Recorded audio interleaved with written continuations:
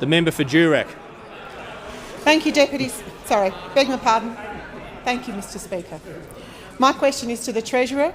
Will the Treasurer inform the House how the government is working to create a strong and prosperous economy? What threats are there to boosting jobs and growth? I call the Treasurer. I thank the honourable member for Durack for the question. I really do.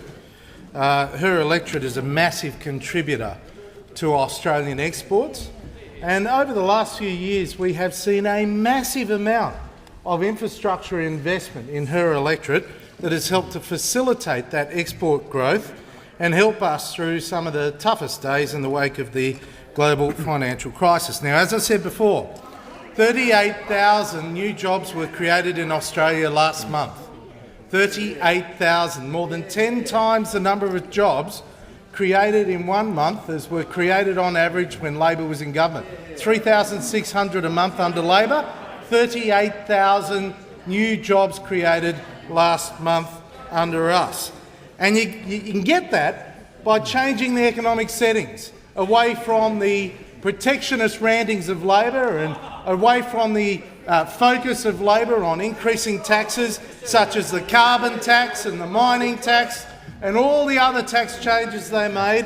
And obviously what we've been focused on is getting rid of that regulatory red tape burden faced by so many businesses.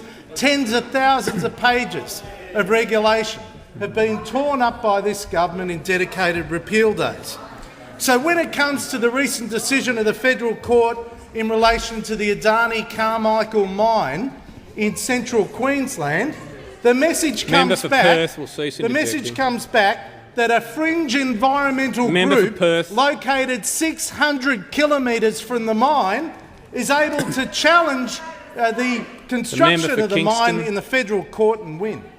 600 kilometres away, an environmental group funded by a fringe group of lawyers are able to stop 10,000 new jobs being created in Australia and stop the provision of enough energy to power the lives of 100 million impoverished Indians for up to 90 years. Now, you would think the Labor Party would say, well, we want to see the jobs in Australia, we want to see poverty alleviation. But this morning, the President of the Labor Party, the member for Port Adelaide, the spokesman for the environment, Mark Butler, came out and said, for the life of me, I can't see where the particular problem is.